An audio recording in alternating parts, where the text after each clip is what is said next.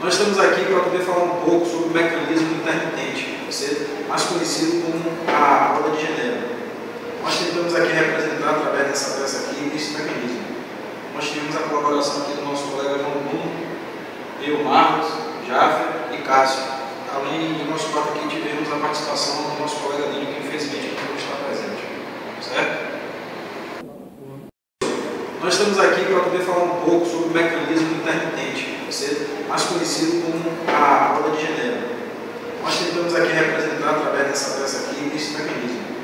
Nós tivemos a colaboração aqui do nosso colega João Bruno, eu, Marcos, Jaffer e Cássio. Além de nós quatro aqui, tivemos a participação do nosso colega Nino, que infelizmente não está presente. Certo? Bem, professor, como havia falado anteriormente, nós estamos aqui para poder apresentar este mecanismo aqui, conhecido como roda de Genebra, certo? Esse mecanismo é muito usado na produção de movimento intermitente, certo? Porque ele minimiza o choque entre os acoplamentos. Como podemos ver, esse mecanismo é composto de quê? Do elemento 1, certo?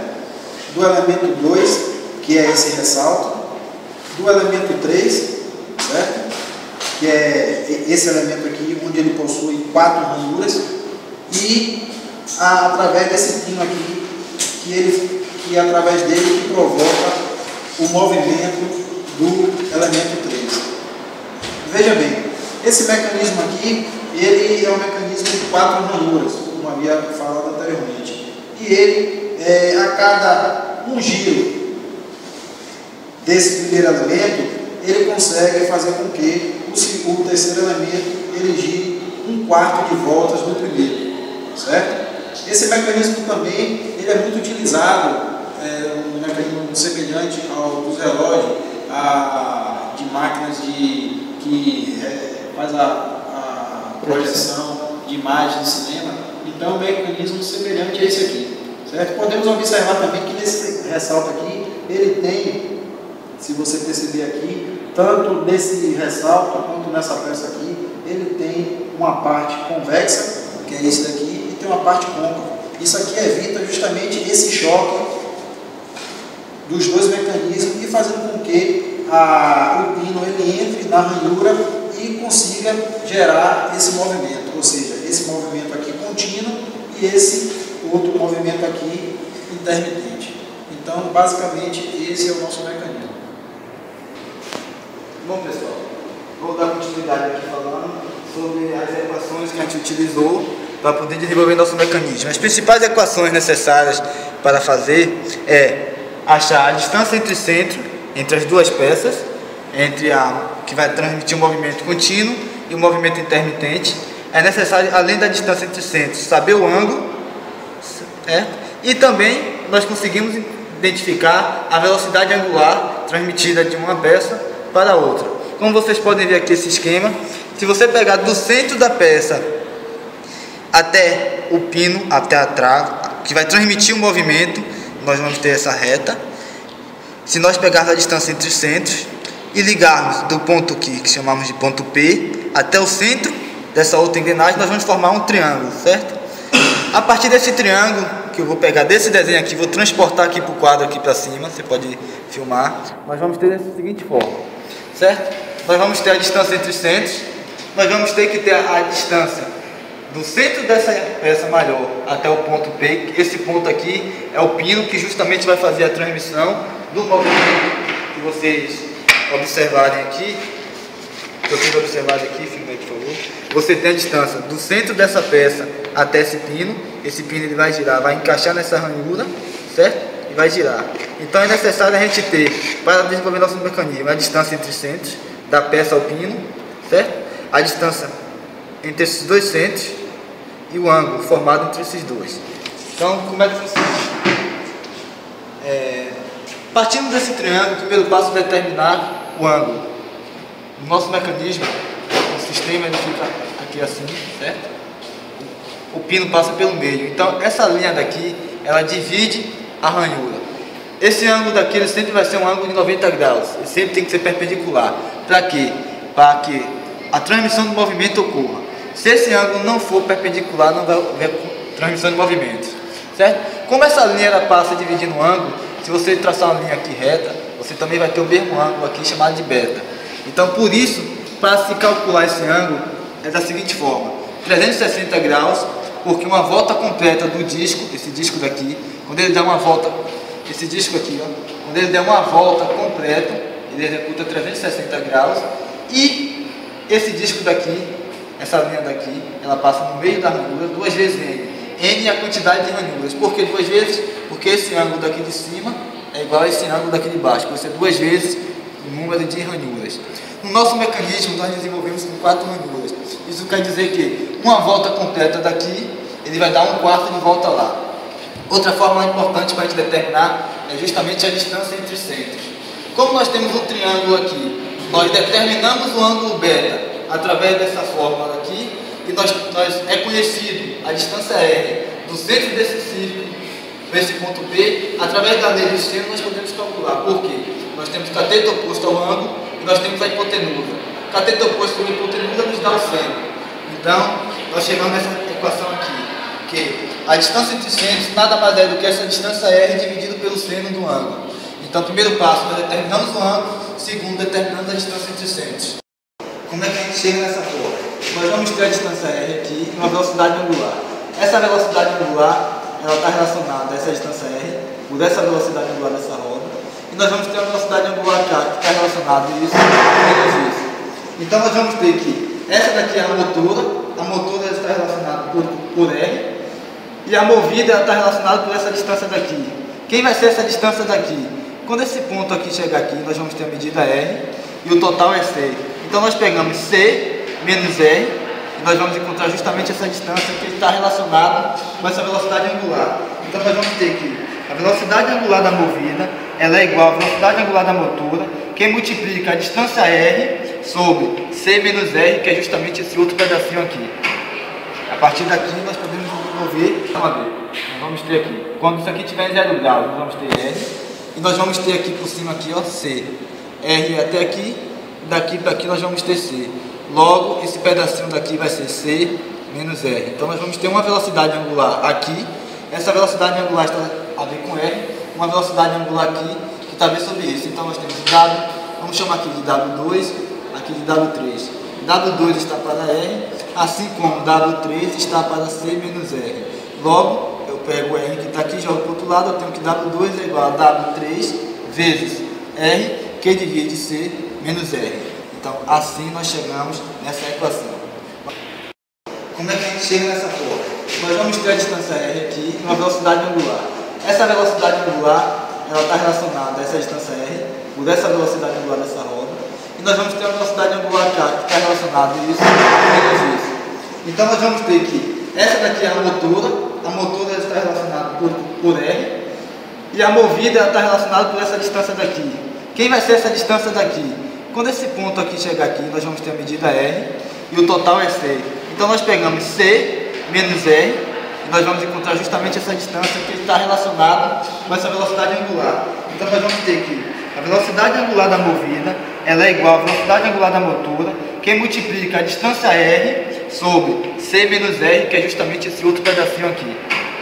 A partir daqui nós podemos desenvolver, nós vamos ter aqui, quando isso aqui tiver em 0 graus, nós vamos ter R. E nós vamos ter aqui por cima aqui, ó, C. R até aqui, daqui para aqui nós vamos ter C. Logo, esse pedacinho daqui vai ser C menos R. Então nós vamos ter uma velocidade angular aqui. Essa velocidade angular está a ver com R. Uma velocidade angular aqui que está a ver sobre isso. Então nós temos W, vamos chamar aqui de W2, aqui de W3. W2 está para R, assim como W3 está para C menos R. Logo, eu pego o R que está aqui, jogo para o outro lado, eu tenho que W2 é igual a W3 vezes R, que divide C menos R. Então, assim nós chegamos nessa equação. Então, eu vou passar aqui no exercício agora, nós vamos fazer isso rapidamente aqui, para colocar um pouco em prática os conceitos que a gente passou anteriormente, onde ele pede basicamente para a gente achar o ângulo, né? Ele pede para a gente achar também, calcular a distância entre centros e a velocidade do ar de saída.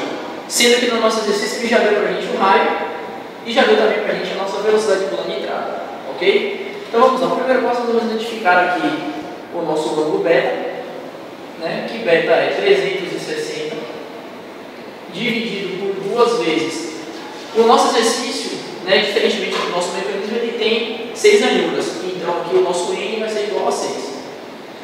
Isso aqui dá 360, que divide por 12. Isso aqui dá 30 graus. Correto? Achamos aqui o nosso ângulo. Então agora nós vamos identificar aqui a nossa distância entre centros. Pronto, então achamos aqui o nosso beta. Então agora nós vamos achar aqui a nossa distância entre centros, que é C igual a R, que é o raio que ele já deu para a gente, que é 23 milímetros, dividindo pelo seno de beta. Então, nesse caso aqui, a nossa equação para a gente achar a distância entre centros vai ficar 23 milímetros, que divide seno de beta, que dá 0,5. Nesse caso aqui, nós temos, então, uma distância entre centros de 46 milímetros. Da continuidade ao que Cássio estava falando, vamos achar agora o dano 3. Dano 3 é movida igual da altura R C menos R. A gente já temos R, que já foi dado ali.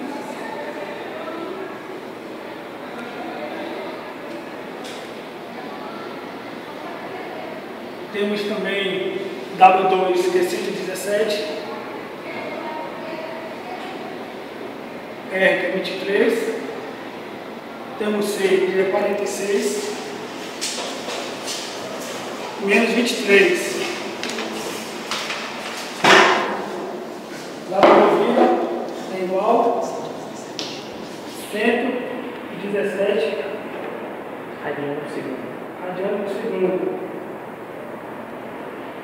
Então, o nosso exercício explicando um pouco sobre a roda genérica. Boa noite, professor. Fazer um novo exercício de fixação sobre transmissões de mecanismo genérico. Antes disso, mecanismo de transmissão genérico, o que é? É um mecanismo que converte um movimento circular contínuo em um movimento circular intermitente. Com uma grande aplicabilidade que ele minimiza o choque entre os acoplamentos. E onde eu consigo aplicar? Em projetores de filme, relógio e trocadores de ferramentas e máquinas CNC. E vou fazer um exercício um pouco diferente, onde eu vou calcular beta, distância entre os senos e a velocidade escalar de saída. Eu tenho os dados, eu tenho ômega 1, que é 75 radianos por segundo, eu tenho um raio, que é 35 milímetros, e eu tenho o número de ranhuras, que é 6. Aqui eu tenho as fórmulas. Primeiro passo, sabemos que a soma dos ângulos internos de um triângulo retângulo tem que dar 180. Eu já tenho 90 graus. Na questão deu o θ, que é 30, eu quero saber o beta. Então, 90 mais o θ mais o beta é igual a 180. 90, que é meu θ? 30. Mais o meu beta é igual a 180. Que é meu beta? Vai ser 180 menos 120, vai ser 60 graus. O passo 2, quero calcular a distância entre os centros. C vai ser igual meu R, que é meu R, 35 milímetros, que já deu na questão, e o seno do ângulo que achamos que é 60. Deu 40,41 milímetros. Passo 3, quero saber a minha velocidade angular de saída. Ele já deu na questão que minha velocidade de entrada é 75 radianos por segundo, que multiplica o raio, que é 35, que divide a distância, que é 40 por 41 que achamos, menos 35, que é o raio. Minha velocidade angular de saída deu 485,21 radianos por segundo. Só que eu estou querendo minha velocidade escalar de saída. Então minha velocidade escalar de saída vai ser ômega, que multiplica o raio. O que vai ser meu ômega? 485,21 radianos por segundo, que multiplica o raio. Só que o raio está em milímetro. Aí eu converti, dividi por 1000 para achar ele em metro. Então minha velocidade escalar deu 98 metros por segundo.